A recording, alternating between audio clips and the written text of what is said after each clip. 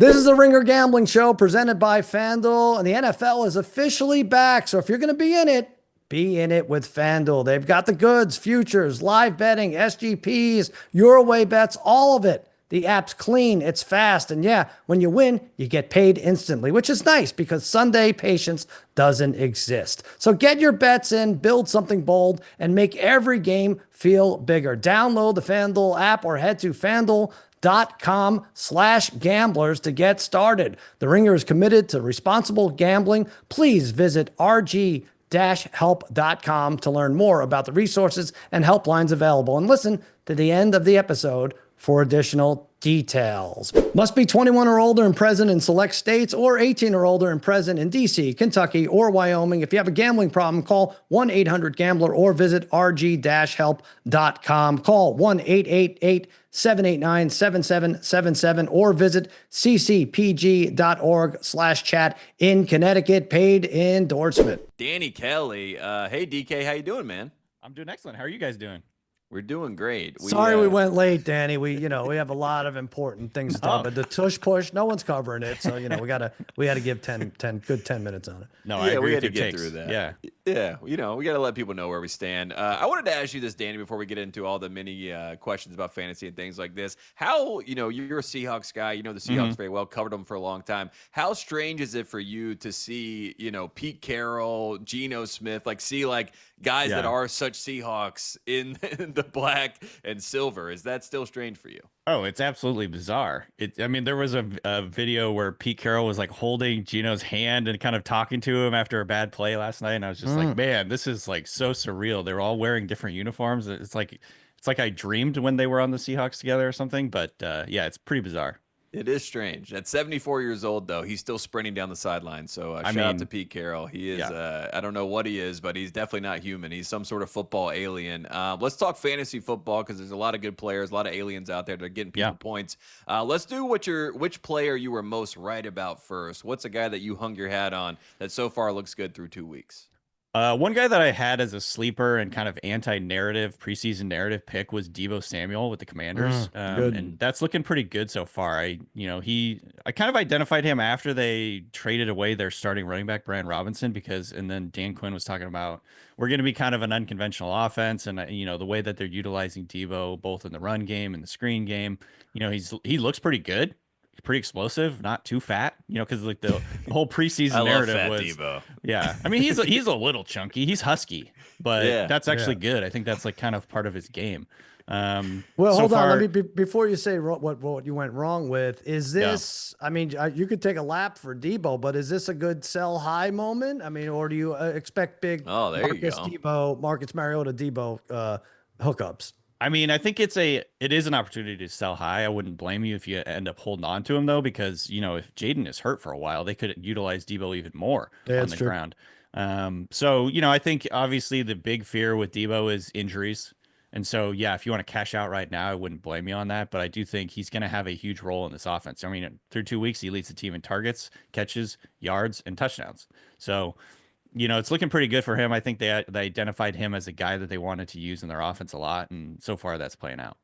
Yeah, I like the Deebo Samuel Wildcat potential there. Maybe they call it the Wild Fat. Oh, I like that. There's something there. Yeah, the Fat Cat. Yeah, the Fat Cat. There you go. So we did what you're right about. We gave you a nice round of applause. Love that. Yeah, good job. What are you wrong about? What are people coming at your neck for, Danny? Guys, I have been on record as a Daniel Jones hater. I did not think he was going to be the number 2 quarterback in all of fantasy football through 2 weeks. I didn't even think he was going to be starting for the Colts, to be honest. That's a fair point. I thought he was going to be on the bench. Surprised he still has a career. No, I'm being kind of harsh, but I just did not expect this from the Colts offense at all. In fact, I think it's probably not going to last very long. But yeah, he's looked great. He's also rushing for touchdowns. He's stealing touchdowns from Jonathan Taylor. They're utilizing him on the ground. So, this offense looks pretty functional. They were good against a good defense last week. So I would say Daniel Jones is probably by far the guy I was most wrong about coming into the year. But let's give him Indiana Jones. Jones is something, but Jonathan Taylor is helping him out, right? He's, 100%. Yeah, gigantic in terms of fantasy. That's a guy who left. I'm not an 8th round pick, but playing a lot better than you would have thought. So I would think Yeah. he's helping. The problem with this is we've seen this, right? We've seen the Daniel Joneses, we've seen the Zach Wilsons, we've seen Sam Darnold, who ended up winning 13 games. But you have to figure out in your mind which is real and which has any lasting power, right? Yeah, absolutely. And I think the scheme certainly is helping Daniel Jones. They have quietly a really good skill group altogether. I mean, Michael Pittman, super underrated. Alec Pierce is a good deep ball guy. Josh Downs, really shifty slot receiver guy. Good running backs, decent line. I think it's all kind of coming together, and that's why they ended up going with Daniel Jones, because I think Steichen's just, I want to run my offense. I don't want to try and do this thing with Anthony Richardson, whatever that is.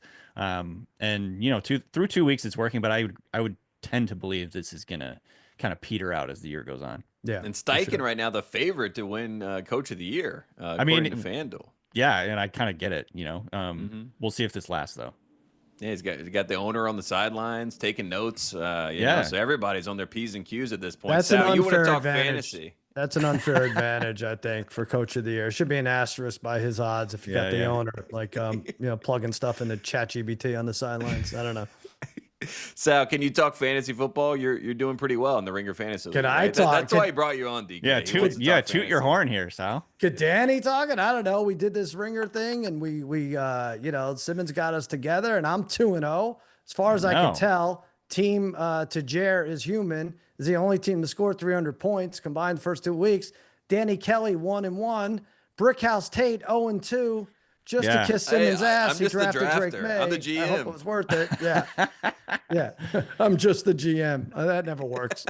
But yeah, Danny, I took the worst punishment because I'm like, I looked around. I'm like, I'm not going to lose this league. I'm not going to come in very last place. I'll get piercings all over my body if so be it. I mean, it's aging really well. I was sitting next to you during the draft, Sal, and I kept telling you I liked your team. And so far, I'm looking really smart for liking your team. Good. Okay. Yes. Tell people you were first to like my team. Yeah. The Herbert pick looks really nice. Obviously, CD, Justin Jefferson, Dak, and you sniped me on both Tyler Warren and Emeka Ibuka, both of who have immediately become super fantasy relevant, like top guys at their position. So, yeah, I really like your team. I could be in a little bit of trouble here because I have Jaden Daniels, and if he misses a significant amount of time, could be So bad who are you for going me. to pick up? Well, you're going to go grab a quarterback. I have Daniel Cam. I Jones? think I have Cam Ward as my third quarterback, which There you so go. far is not looking great. But I might have to hit the waiver wire. Well, a little that's bit the here. problem with these super flat. What do they call super flex? Super like flex, where yeah. you have to start 2 quarterbacks. Not And Bill a ton. drafted 8 of them. So I mean, That's right. Gotta hold them hostage. Yeah. Yeah. So everybody has an average of 2.5 quarterbacks, and Bill has 7.5 quarterbacks. So and none of them good, but yeah. Well, you mentioned rookies. You mentioned Tyler Warren. You mentioned Cam Ward. Let's talk rookies because there's a lot of times we all buy into the hype. We all get excited about these guys. We put them in starting lineups. I had a lot of friends in my leagues have Travis Hunter in the flex to open up in week 1, which bold move. Let's see how that plays out. But which rookies right now, Danny, do you think you can kind of give up on, or at least maybe pull them out of the starting lineup for a little bit and see where they end up? Yeah, I mean, you mentioned Travis Hunter. He was a guy I had written down here. I mean, he's just this was the worry with him coming in is the usage. How much are they going to play him on offense? How much are they going to play him on defense? How much is that going to change week in and week out? We've already seen it kind of fluctuate based on opponent and based on how much they're getting him ramped up on defense. He played more defense in this last game, and so he only played, I think his offensive snap count or his route count went down in terms of how many routes he was out there. So yeah, it's tough. And right now they're giving him these kind of low ADOT, low average depth of target looks, kind of just screens and things like that. So he's not getting very valuable touches. Somebody on Twitter called him expensive Wan'Dale Robinson the other day, which I thought was hilarious. Obviously, Wan'Dale is actually looking really good right now for the Giants, but even, his story kind of throughout the last couple of years is he's just, getting past his 2 yards past the line of scrimmage and trying to run. And that's kind of how they're using Travis Hunter right now to simplify it. So yeah, that's a process. I think you probably just have to wait until you see a little bit more from Hunter. The other guy I think that is really disappointed and a little bit alarming from a fantasy point of view is Matthew Golden for the Packers, who, same kind of deal. They're rotating him in. He's only playing about 50% of the snaps right now, and he's only seen 8% of the targets in this Packers offense so far. The injury situation, Jaden Reed got hurt. That could lead to potentially more opportunities for Matthew Golden, but right now you just can't start him. He's not playing enough snaps. He's not getting enough targets. You kind of have to see how it kind of goes along. Can I ask everybody you about had him as the number one guy. Yeah. So. Sorry, Tate, but this is very important. I'm going to lose a lot of money if I keep playing RJ Harvey in my starting lineups here. I think I know the answer to this because if you look at Offensive Rookie of the Year odds on FanDuel, Jackson Dart, who is just in for gadget plays, is better odds than RJ Harvey for Offensive Rookie of the Year. So that's a bad sign. Yeah, this is the problem with Sean Payton offenses is he tends to rotate his guys as well. It's the Broncos and the Packers, to me, are two of the most annoying offenses in fantasy. Even though they're good offenses, the coaches there just like to rotate their guys right now. I think RJ Harvey's playing something like 30% of the snaps. J.K. Dobbins is the clear-cut starter, and they're getting Tyler Beatty or Bidet or however he wants to say his name. I think it's Bidet, which is crazy. That's a tough one. I would change that. They're playing him like 22% of the snaps or something like that. So, this is a full-blown three-man rotation. You cannot trust it. I think RJ Harvey is the most talented and most explosive running back in that backfield. But, Sean Payton, you just never know what you're going to get from him week in and week out. Yeah, and sometimes you get arguments with Bo Nix, like we saw this past weekend, where we got Liam Cohen and Trevor Lawrence yelling at each other. We got a lot of kerfuffles between quarterbacks and coaches, which is also fascinating. DK, we are compromised here. We are fans of this guy. Obviously, Javonte Williams went to North Carolina. He is a Cowboy running back right now, so Sal is compromised. So we go to you. We turn to you. Is Javonte Williams for real? Do we believe, based on what we've seen so far?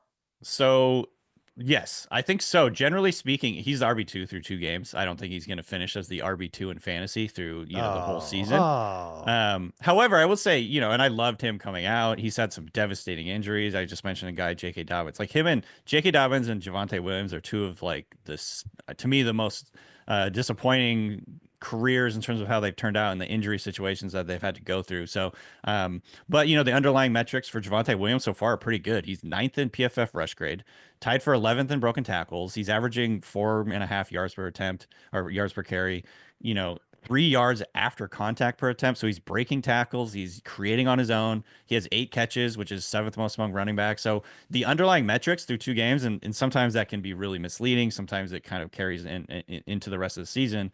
But, things are looking good for him. And I think he's better than Miles Sanders. And I think that the Cowboys know that. So, and Jaden Blue, bless his heart, doesn't seem to be ingratiating himself with the coaching staff so far. So, I think he's kind of solidified in that role, and he looks pretty good. Cowboys have a good offensive environment. They run a ton of plays. Dak's going to give him a lot of opportunities to get goal line carries. So, I mean, it looks pretty real to me. He was one of the best sleepers in fantasy so far.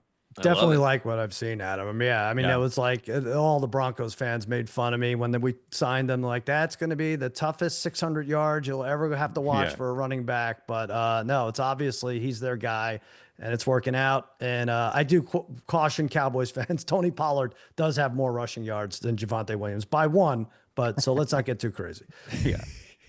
Let's let it play out. And Javonte, him breaking tackles is that's the Javonte that we know and love. So that's the encouraging sign to me. DK, speaking of encouraging things, your shows, can you let us know where to go find all those so everybody can tune in? Always a good time listening to you guys. Yeah, thanks. The Ringer Fantasy Football Show, which we record 4 times a week. You can find us wherever you find your podcast, and then go to our YouTube channel. We're trying to get as many people to come to our YouTube channel as possible. So check us out, the Ringer Fantasy Football Show. What's your 107 record? Do you know? We are 500, I think, right now. There you go. We went 3-2 this last week. We're trying hard, man. We don't know what we're doing, but we're trying hard. I'm proud of you guys for everybody putting those graphics out every week. It's a glutton for punishment. But shout out to you guys. I believe there will be better days ahead, and you guys always have a good time. Great show. Appreciate you coming on, DK, and we'll talk to you soon, man. Yeah, thanks for having me. The Ringer Gambling Show is brought to you by FanDuel. Ready to fire up your Saturdays? FanDuel's got a boost you don't want to miss. It's called Boosting with the Boys, and it's giving everyone a college football profit boost every single week. I got some fun bets this week that I really like. This week, I am going to take the over in Auburn, Oklahoma. You can get that at -105. It's 48.5. I think those two quarterbacks are going to put up some points. John Mateer, Jackson Arnold. So that's the play this week. So here's how it works. Each week, we're going to give everyone a profit boost to use on college football. No opt-in gymnastics, no invite-only nonsense. Everyone gets the boost. We're talking real games, real teams, real Saturdays with an extra payout on the line. It's easy, it's fun, and it's only on FanDuel. Go to FanDuel.com/gamblers to download the app. Check out the Boostin' with the Boys offer and get in on all the action. Must be 21 or older and present in select states, or 18 and older and present in D.C., Kentucky, or Wyoming. Opt-in required. Bonus issued as non-withdrawable profit boost tokens. Restrictions apply, including any token expiration and max wager amount. See terms at sportsbook.fanduel.com. Gambling problem? Call 1-800-GAMBLER or visit rg-help.com. Call 1-888-789-7777 or visit ccpg.org/chat in Connecticut.